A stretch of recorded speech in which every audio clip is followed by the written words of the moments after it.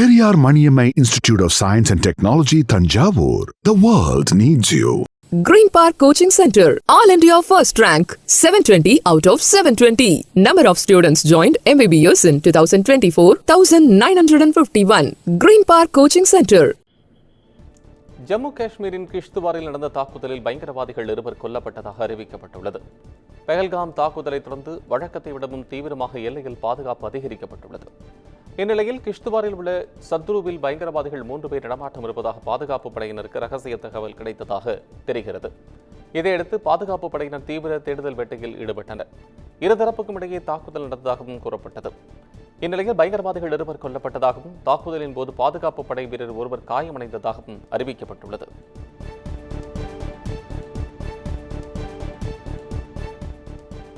India Pakistan சண்டை நிறுத்த ஒப்பந்தத்தில் அமெரிக்காவுக்கு எந்த பங்கும் இல்லை என மத்திய வெளியுறவுத்துறை அமைச்சர் ஜெய்சங்கர் தெரிவித்துள்ளார். இரு நாடுகளுக்கு இடையேயான பதற்றம் தொடர்பாக ஒரு நேர்காணலில் அமைச்சர் பேசியுள்ளார். அப்போது ஆபரேஷன் சிந்தூர் இன்னும் முடிவடையவில்லை என்றும் பாகிஸ்தானின் தாக்குதல் நடத்தினால் உரிய பதிலடி கொடுப்போம் என்றும் கூறியுள்ளார். பாகிஸ்தானில் உள்ள பயங்கரவாதிகளை அவர்கள் இடத்திலேயே சென்று தாக்குவோம் என்றும் அமைச்சர் ஜெய்சங்கர் தெரிவித்தார். துப்பாக்கிச் சூட்டை நிறுத்த வேண்டும் என்ற கட்டாயத்துக்கு பாகிஸ்தான் ராணுவம் ஆளானதை தொடர்ந்து மோதலை நிறுத்த ஒப்புக்கொண்டதாகவும் அமைச்சர் குறிப்பிட்டார். இந்தியாவும் பாகிஸ்தானும் அமைதியாக சண்டை நிறுத்தத்துக்கு ஒப்புக்கொண்டதாக கூறிய அமைச்சர் அமெரிக்காவுக்கு இதில் எந்த பங்கும் இல்லை என்றும் விளக்கமளித்தார்.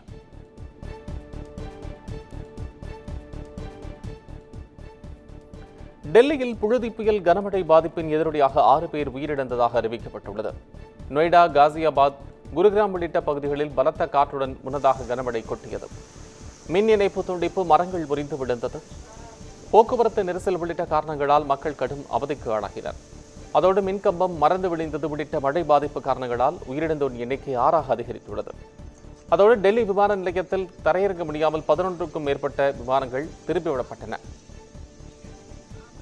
ஆலங்கட்டி மழையால் நடுவானில் இண்டிகோ விமானம் சேதமடைந்து பயணிகள் அலறிய காட்சிகள் வெளியாகி அதிர்ச்சியை ஏற்படுத்தியுள்ளது.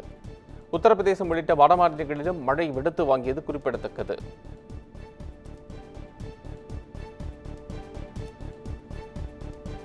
பாகிஸ்தானுக்கு உளவு பார்த்ததாக எழுந்த குற்றச்சாட்டில் ஹரியானா யூடியூபர் ஜோதி மல்ஹோத்ராவுக்கு 4 நாட்கள் போலீஸ் காவல் விசாரணைக்கு உத்தரவிடப்பட்டுள்ளது. பாகிஸ்தானின் முதன்மை உளவு அமைப்பான ISIக்கு உளவு பார்த்ததாக ஜோதி மல்ஹோத்ரா என்ற பெண் யூடியூபர் கைது செய்யப்பட்டார். ஜோதி, ISI, அலி ஹசன் இடையிலான வாட்ஸ்அப் உரையாடல்களில் முக்கிய தகவல் வெளியானதாகவும் கூறப்படுகிறது. தேசிய புலனாய்வு நிறுவனம், புலனாய்வு பிரிவு, ஹரியானா காவல்துறை இணைந்து அவரிடம் விசாரணை நடத்தி வருகின்றனர்.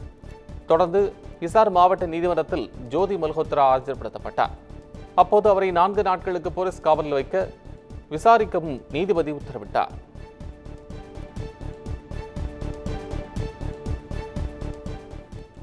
சத்தீஸ்கரில் கொல்லப்பட்ட 27 நக்சல்களின் உடல்கள் ஹெலிகாப்டர் மூலம் கொண்டு செல்லப்பட்டு பிரேத பரிசோதனைக்கு அனுப்பி வைக்கப்பட்டன. அபுஜ்மத் வனப்பகுதியில் இடதுசாரி தீவிரவாத அமைப்பின் முக்கிய தலைவர்கள் பதுங்கியிருப்பதாக தகவல் கிடைத்தது என்று போலீசார் தெரிவித்தனர். அதைத் தொடர்ந்து நக்சல்களுக்கும் பாதுகாப்பு படையினருக்கும் இடையே கடும் துப்பாக்கிச் சூடு நடந்ததாகவும் இதில் மாவோயிஸ்ட் அமைப்பின் பொதுச் செயலர் பசவராஜ் உள்ளிட்ட 27 பேர் கொல்லப்பட்டதாகவும் காவல்துறையினர் அறிவித்துள்ளனர். ஏராளமான ஆயுதங்கள் கைப்பற்றப்பட்டுள்ளதாகவும் கூறப்பட்டுள்ளது. இந்நிலையில் வனப்பகுதிகளில் இருந்து ஹெலிகாப்டர் மூலம் 27 பேரின் உடல்களை கொண்டு வரப்பட்டு பிரேத பரிசோதனைக்காக அனுப்பி வைக்கப்பட்டது.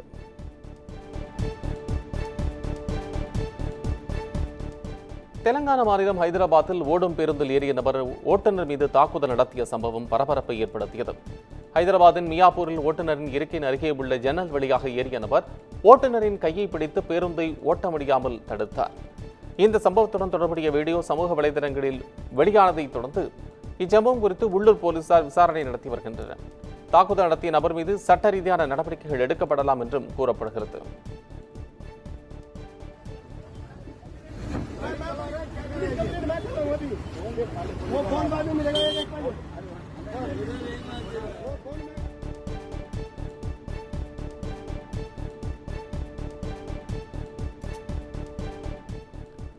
வாஷிங்டன் டிசியில் இஸ்ரேல் தூதர்கள் கொல்லப்பட்ட சம்பவம் பரபரப்பை ஏற்படுத்தியிருக்கிறது. இது தொடர்பாக அமெரிக்கா, இஸ்ரேலும் கண்டனத்தை பதிவு செய்துள்ளன. FBIயின் வாஷிங்டன் அலுவலகத்திற்கு அருகே இஸ்ரேல் நாட்டின் தூதர்கள் 2 சுட்டுக் கொல்லப்பட்டதாக அமெரிக்க உள்துறை பாதுகாப்பு செயலர் கிறிஸ்டி நோயம் அறிவித்தார். யூத அருங்காட்சியகத்தில் நடந்த நிகழ்ச்சியில் பங்கேற்க சென்றபோது பலியானார்கள் என்றும் தகவல் வெளியாகியுள்ளது. அதைத் தொடர்ந்து கொலை செய்துவிட்டு தப்பி ஓடிய மர்ம நபரை போலீசார் தேடி வருகின்றனர்.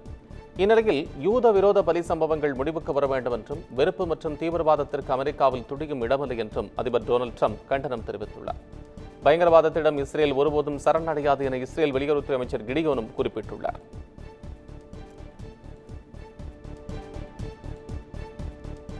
கிரீஸ் நாட்டில் சக்தி வாய்ந்த நிலநடுக்கம் ஏற்பட்டதையடுத்து சுனாமி எச்சரிக்கை விடுக்கப்பட்டுள்ளது. கிரேக்க தீவான கிரீட்டின் வடக்கே நிலநடுக்கம் ஏற்பட்டதாக அறிவிக்கப்பட்டது. ரிக்டர் அளவில் 6 பதிவு செய்யப்பட்டதாக ஜெர்மன் புவி அறிவியல் ஆராய்ச்சி மையம் அறிவித்துள்ளது. இதையடுத்து கிரீட் கடலோர பகுதிகளுக்கு சுனாமி எச்சரிக்கை விடுக்கப்பட்டுள்ளது. இதைத் தொடர்ந்து கிராம மக்கள், சுற்றுலா பயணிகள் பாதுகாப்பான இடங்களுக்கு வெளியேறவும் உத்தரவிடப்பட்டுள்ளது. இதேபோன்று கடந்த வாரம் கிரீஸ் நாட்டின் காசோஸ் தீவு பகுதியில் 6.1 என்ற அளவில் ரிக்டர் நிலநடுக்கம் ஏற்பட்டதாக சுனாமி எச்சரிக்கையும் விடுக்கப்பட்டிருந்தது குறிப்பிடத்தக்கது.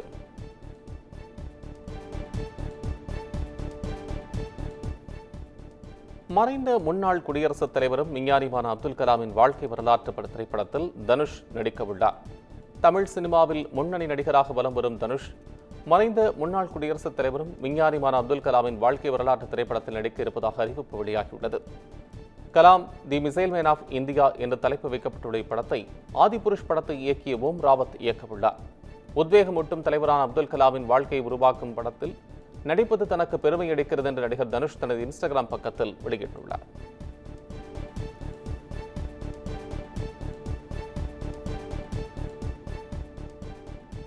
கேரளாவில் விபத்தில் சிக்கி பைக்குடன் மேம்பாலத்தில் அந்தரத்தில் தொங்கிக் கொண்டிருந்தவரை தீயணைப்புத் துறையினர் வீரர்கள் பத்திரமாக மீட்டனர். கோழிக்கோட்டில் கொயிலாண்டி முத்தம்பி சாலையில் உள்ள புதிய புறவழிச்சாலையில் உள்ள மேம்பாலத்தில் பைக்கில் சென்று கொண்டிருந்தவர் விபத்தில் சிக்கி மேம்பாலத்தின் இடைவெளியில் மாட்டிக்கொண்டார். அந்தரத்தில் தொங்கிக் கொண்டிருந்த அவரை தீயணைப்பு படையினர் பத்திரமாக மீட்டனர்.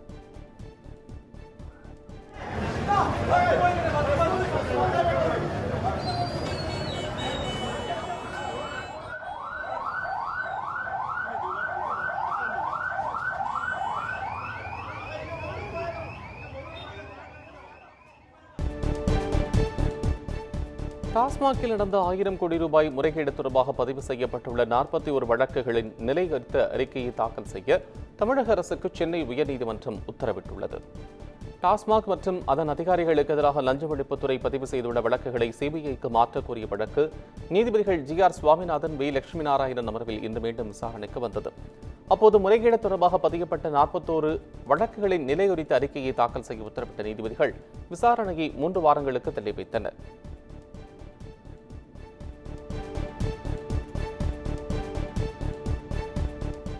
கொடநாடு கொலை வழக்கில் ஆத்தூர் ரமேஷ் கோவை சிபிசிஐடி அலுவலகத்தில் ஆஜரானார்.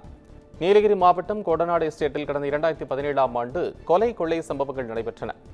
இந்த வழக்கு தொடர்பாக கார் விபத்தில் உயிரிழந்த கனகராஜின் உறவினரான ரமேஷ் ஆஜராக சிபிசிஐடி போலீசார் சம்மன் அனுப்பியிருந்தனர். இதனையடுத்து கனகராஜின் உறவினர் ரமேஷ் கோவை சிபிசிஐடி அலுவலகத்தில் ஆஜரானார். ரமேஷ் தடயங்களை எடுக்க முயன்ற வழக்கில் கைது செய்யப்பட்டு ஜாமீனில் வெளியே வந்தவர் என்பது குறிப்பிடத்தக்கது.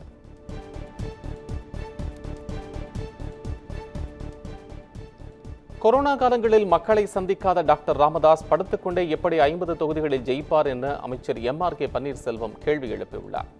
விழுப்புரம் மாவட்டம் திண்டிவனத்தில் திமுக செயல் வீரர்கள் கூட்டம் நடைபெற்றது. இதில் கலந்து கொண்டு பேசிய அமைச்சர் MRK பன்னீர்செல்வம் வரும் சட்டசபை தேர்தலில் பாமக தலைவர் ராமதாஸ் மற்றும் அன்புமணி ஆகியோர் 50 தொகுதிகளில் வெற்றி பெறப் போவதாக தெரிவித்துள்ளார்கள் என்றும், கொரோனா காலங்களில் பொதுமக்களை நேரில் சந்தித்து உதவி செய்யாத அவர்கள் எப்படி 50 தொகுதிகளில் வெற்றி பெற முடியும் என்றும் கேள்வி எழுப்பியுள்ளார். மேலும் தற்போது வைத்த திடீர் மழையின் காரணமாக பல்வேறு இடங்களில் அரசு நேரடி நெல் கொள்முதல் நிலையத்தில் வைக்கப்பட்டுள்ள நெல்கள் வீணாகிவிட்டதாகவும், இதற்கு காரணம் திடீரென பெய்த கனமழைதான் என்றும் MRK பன்னீர்செல்வம் தெரிவித்தார்.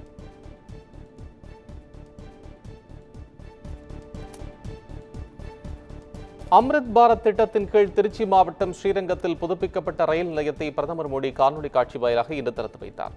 அம்ரித் பாரத் திட்டத்தின் கீழ் நாடு முழுவதும் 103 ரயில் நிலையங்களில் லிப்ட், நடை மேம்பாலம், கூடுதல் அறைகள், CCTV உள்ளிட்ட பல்வேறு வசதிகள் மேம்படுத்தப்பட்டுள்ளன. தமிழகத்தில் சிதம்பரம், ஸ்ரீரங்கம், திருவண்ணாமலை உள்ளிட்ட தமிழ்நாட்டின் 9 ரயில் நிலையங்களும் இதில் அடங்கும். இதில் 6,18,00,000 மதிப்பீட்டில் புனரமைக்கப்பட்ட ஸ்ரீரங்கம் ரயில் நிலையத்தை பிரதமர் நரேந்திர மோடி காணொலி காட்சி மூலம் திறந்து வைத்தார். இந்நிகழ்வில் திருச்சி MP துரை வைகோ, ஆட்சியர் பிரதீப் குமார் உள்ளிட்ட பலர் கலந்து கொண்டனர்.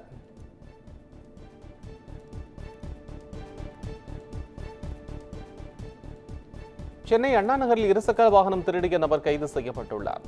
அண்ணா நகர் 6வது அவென்யூவில் ஜூஸ் கடை நடத்தி வரும் ஜவஹர் நகரைச் சேர்ந்த பிரதீப் தனது யமஹா R155 இருசக்கர வாகனத்தை கடையின் முன்பு நிறுத்திய நிலையில் அது காணாமல் போனது.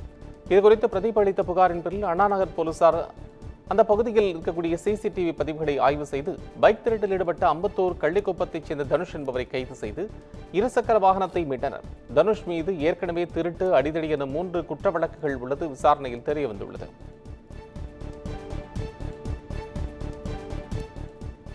திருவண்ணாமலை ரயில் நிலையம் திறப்பு விழாவில் திமுக மற்றும் பாஜகவினர் மாறி மாறி முழக்கங்களை எழுப்பியதால் பரபரப்பு ஏற்பட்டது. 8,27,00,000 ரூபாய் மதிப்பீட்டில் மறுசீரமைப்பு செய்த ரயில் நிலையத்தை இன்று காணொலி காட்சி மூலம் பிரதமர் மோடி நாட்டுக்கு அர்ப்பணித்து வைத்தார். அப்போது அங்கு திமுக மற்றும் பாஜகவினர் கூடியிருந்த நிலையில் மோடி வாழ்க என்று பாஜகவினர் கோஷங்களை எழுப்பினர். இதற்கு எதிராக திமுக வாழ்க, ஸ்டாலின் வாழ்க என்று திமுக தொண்டர்கள் முழக்கம் எழுப்பியதால் பரபரப்பு ஏற்பட்டது.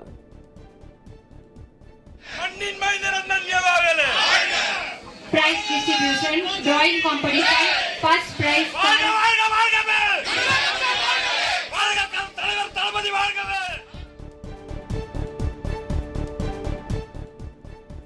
சிங்கப்பூரில் இருந்து கோவை விமான நிலையத்திற்கு கடத்தி வரப்பட்ட 5 கோடி ரூபாய் மதிப்பிலான உயர்ரக கஞ்சா பறிமுதல் செய்யப்பட்டுள்ளது. வருவாய் புலனாய்வு பிரிவு அதிகாரிகளுக்கு கிடைத்த ரகசிய தகவலின் அடிப்படையில் கோவை விமான நிலையம் வந்த சிங்கப்பூர் பயணிகளிடம் அதிரடி சோதனை மேற்கொள்ளப்பட்டது. அப்போது கேரளாவைச் சேர்ந்த பயணி ஒருவரின் பையை சோதனையிட்ட போது அதில் சுமார் 5 கிலோ உயர்ரக கஞ்சா இருப்பது தெரியவந்தது. அவரிடம் மேற்கொண்ட விசாரணையில் பாங்காக்கில் இருந்து சிங்கப்பூர் வழியே கடத்தி வந்து என்பது தெரியவந்துள்ளது. பறிமுதல் செய்யப்பட்ட கஞ்சாவின் சந்தை மதிப்பு சுமார் 5 கோடி ரூபாய் என்றும் அதிகாரிகள் தரப்பில் தெரிவிக்கப்பட்டுள்ளது. கிருஷ்ணகிரி மாவட்டம் ஊத்தங்கரை அருகே அம்ரித் பாரத் ஸ்டேஷன் திட்டத்தின் கீழ் திறப்பு விழா நடைபெற்றது. மேடை ஏறுவதில் பாஜக, காங்கிரஸ் உறுப்பினர்கள் இடையே தகராறு ஏற்பட்டது. சாமல்பட்டி ரயில் நிலையத்தில் அம்ரித் பாரத் ஸ்டேஷன் திட்டத்தின் கீழ் திறப்பு விழா நடைபெற்றது. விழாவில் பங்கேற்ற கிருஷ்ணகிரி காங்கிரஸ் MP கோபிநாத் வருகை தந்தார். அவரை மேடைக்கு வருமாறு ரயில்வே அதிகாரிகள் அழைப்பு விடுத்த நிலையில் அதற்கு பாஜகவினர் எதிர்ப்பு தெரிவித்தனர். இதனால் பாஜக, காங்கிரஸ் இடையே தகராறு ஏற்பட்டது.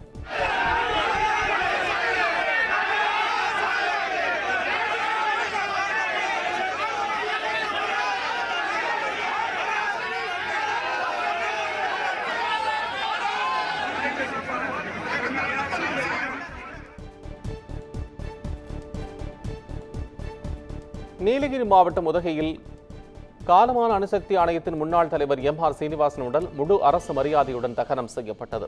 95 வயதான அவர் உடல்நலக்குறைவால் செவ்வாய்க்கிழமையன்று உதகையில் மதுபானாவில் உள்ள அவரது இல்லத்தில் காலமானார்.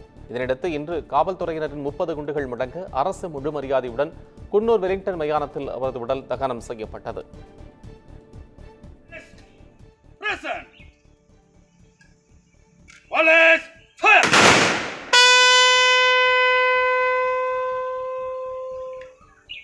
Police, reload! Police, present! Police, fire!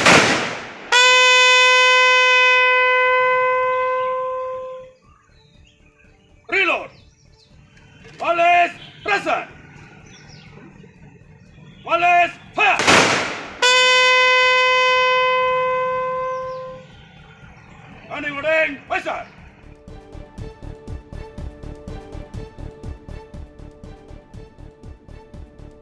ஆபரண தங்கத்தின் விலை 2வது நாளாக இன்றும் உயர்ந்துள்ளது.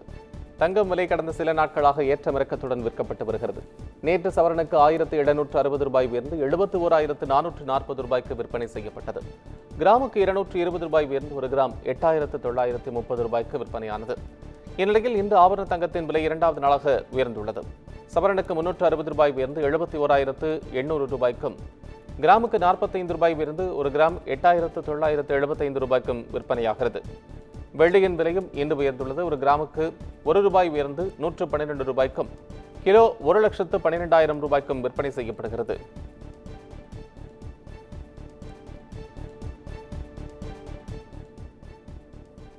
செங்கல்பட்டு அருகே சாலை மறியல் போராட்டத்தில் ஈடுபட முயன்ற விவசாயிகளை போலீசார் தடுத்து நிறுத்தியதால் பரபரப்பு ஏற்பட்டது.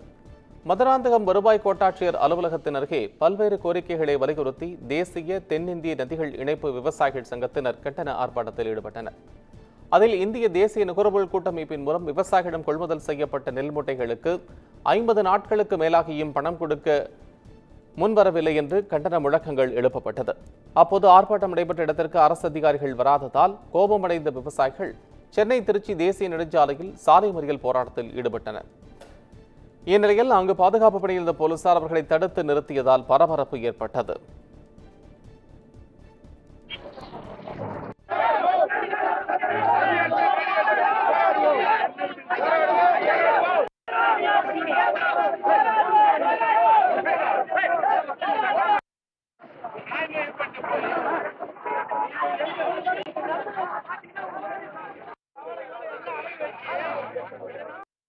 Periyar Maniammai Institute of Science and Technology, Thanjavur. The world needs you.